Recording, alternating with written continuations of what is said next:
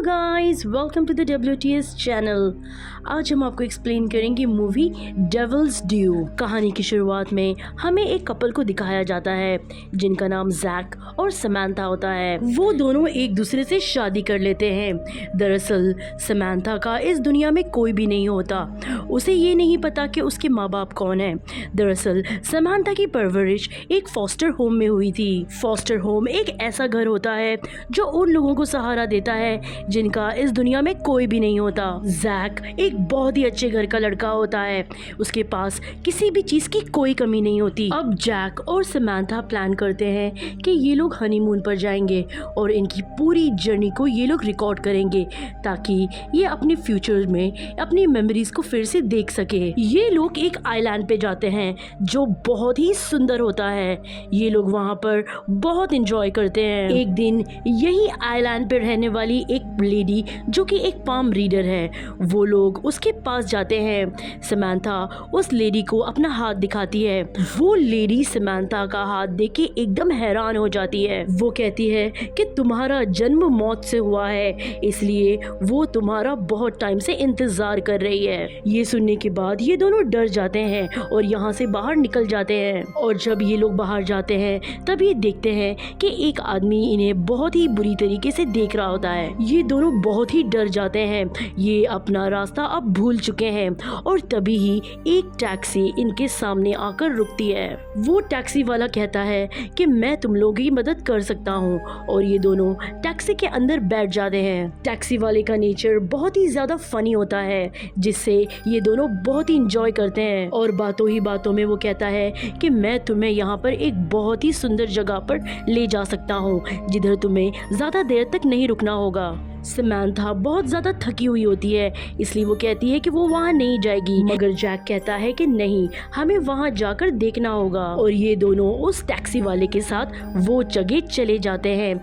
और तभी ये लोग एक पतले से रास्ते से जा रहे होते हैं। ये लोग उस रास्ते से जाते हुए एक क्लब तक पहुँच जाते हैं जहाँ वो लोग बहुत इंजॉय करते हैं और बहुत ही ज्यादा ड्रिंक कर लेते हैं। ये लोग इतनी ज्यादा ड्रिंक कर लेते हैं कि ये लोग वहीं पे बेहोश हो जाते हैं। और तब कुछ लोग आते हैं जो इन्हें क्लब के नीचे एक बेसमेंट में लेके जाते हैं। फिर यहाँ पर इन दोनों को लिटाकर यहाँ सब के सब एक रिचुअल करना शुरू कर देते हैं। और तभी ये पूरी जगह एक अजीब सी एनर्जी से भर जाती है। और अगली सुबह जब इनकी नींद खुलती है तो ये अपने होटल में होते हैं। इनका शरीर बहुत ज्यादा थका हुआ होता है। इन्हें ऐसे लगता है कि शायद टैक्सी वाला इन्हें होटल छोड़ गया होगा।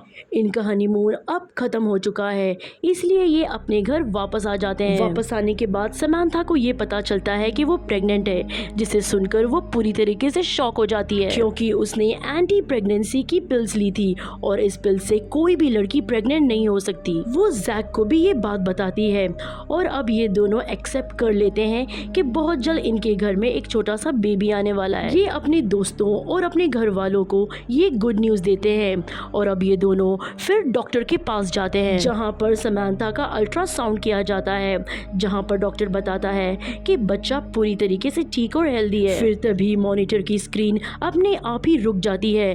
फिर वो अपने आप ही चलना शुरू हो जाती है। समांथा के साथ यहाँ अजीब होने लगता है। उसके पेट में अजीब से निशान आ जाते हैं। वो सोचती है शायद प्रेगनेंसी में ऐसा होता होगा। और एक रात जब समांथा सो रही होती है तब जैक उसे शूट करने लगता है। तब वो उसकी आंखें खोल लेती है और जोर से जैक का हाथ पकड़ लेती है। जैक उसे उठाने की कोशिश करता है लेकिन इतनी उठाने के बाद भी वो नहीं उठती और अब वो जैक का हाथ छोड़ चुकी है। जैक को ऐसा लगता है कि शायद समांथा ने ऐसा नींद में किया होगा। अगले दिन जब ये लोग मॉल में जाते हैं तब समांथा वहाँ पर रॉ मीट देखती है और उसे खोलकर वहीं पर पागलों की तरह खाने लगती है। सब उसे अजीब तरीके से देख रहे होते हैं क्योंकि समांथा इस तरीके से खा रही होती है जैसे कि वो कई सालों से भूखी है। और सबसे बड़ी बात ये होती है कि समांथा एक वेजिटेरियन वेजिटेरियन होती है। पर चीजें यहाँ पर नहीं रुकती।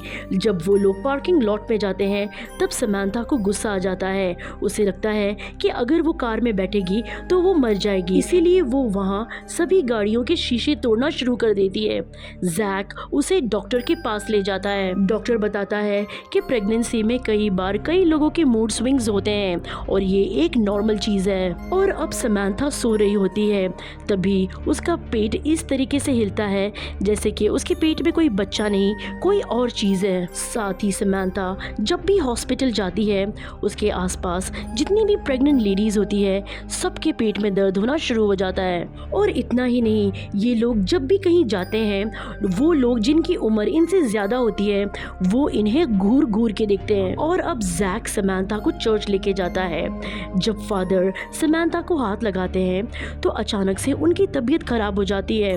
उनकी आंख और मुंह से खून निकलने लगता है और अब यहाँ पे फादर की तबीयत बहुत ज्यादा खराब हो जाती है।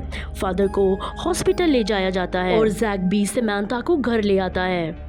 जैक को घर आने के बाद ये याद आता है कि जब भी फादर की तबीयत खराब हुई थी तब समांथा उन्हें घूर घूर के देख रही थी। और अब जैक को इन पूरे मामले में शक होना शुरू हो जाता है, इसलिए वो उस वीडियो फुटेज को बार बार देखता है जो उसने चर्च में रिकॉर्ड की थी। और जब वो देखता है तो उसे दिखता है कि वहाँ पर वो टैक्सी वाला भी होता है जो इन्हें हनीमून पर मिला था। साथ ही वो क्लब की फुटेज भी देखता है। तब उसे पता चलता है कि जब ये लोग बेहोश हो गए थे तो कुछ लोग मिलकर इन्हें बेसमेंट में नीचे लेके गए थे और वो लोगों ने इन पर कुछ रिचुअल्स किए थे।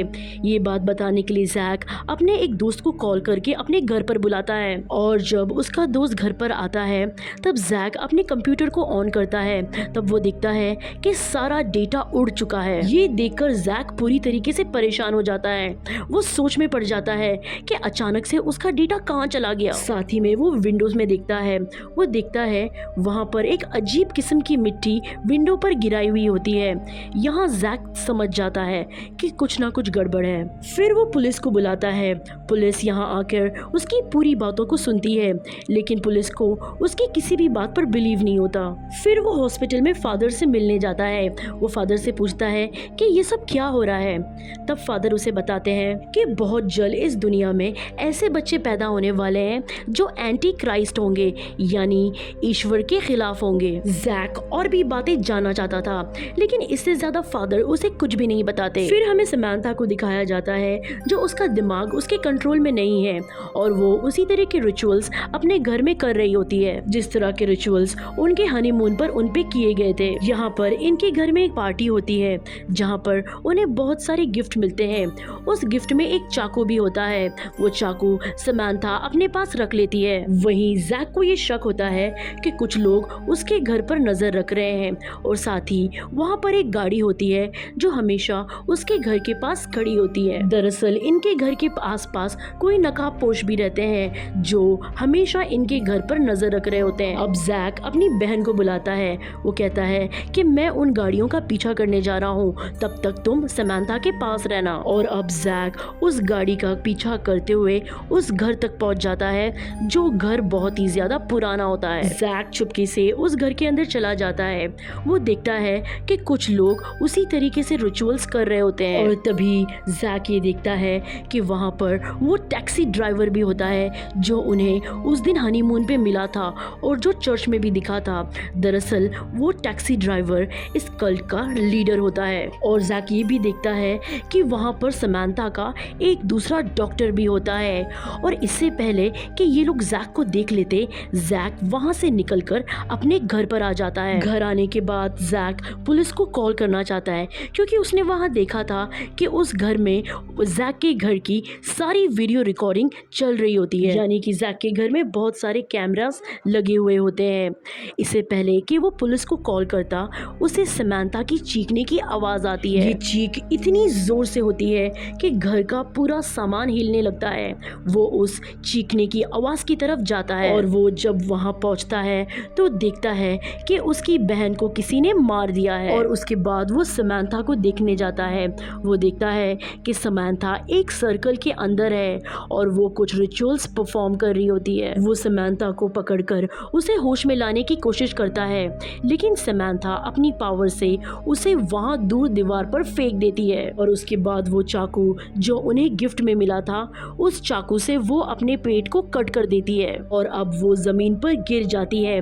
जैक समंथा के पास दौड़ता हुआ आता है। जब वो देखता है उसे तो उसकी मौत हो चुकी होती है। और अभी वहां पर वही लोग आते हैं जो इस सारे कल्ट यानी इस रिचुअल्स को परफॉर्म कर रहे थे और वो समंथा के बच्चे को अपने साथ लेकर चले जाते हैं। फिर हमें जैक को दिखाया जाता है जो पुलिस स्टेशन में होता है। दरअसल जैक पर उसकी पत्नी और बहन को मारने का इल्जाम होता है और साथ ही जो बच्चा गायब होता है उसको मारने का भी इल्जाम जैक पर लग गया होता है। और जैक के पास कोई भी ऐसा सबूत नहीं है कि वो अपने आप को निर्दोष साबित कर सके, क्योंकि कल्ट के लोगों ने सारे सबूतों को मिटा दिया होता है। इसके बाद कहानी हमें 6 महीना आगे दिखाई जाती है, जहाँ पर हमें फिर से वो टैक्सी ड्राइवर दिखता है जो एक कपल को अपने साथ चलने के लिए कहता है और वो कपल उनके साथ चल पड़ते हैं। यानी कि जो समंथा और जैक के साथ हुआ था वो एक बार फिर से रिपीट होगा और इसी तरीके से ये कहानी यहीं पर खत्म हो जाती है। दरअसल जो कल्ट के लोग होते हैं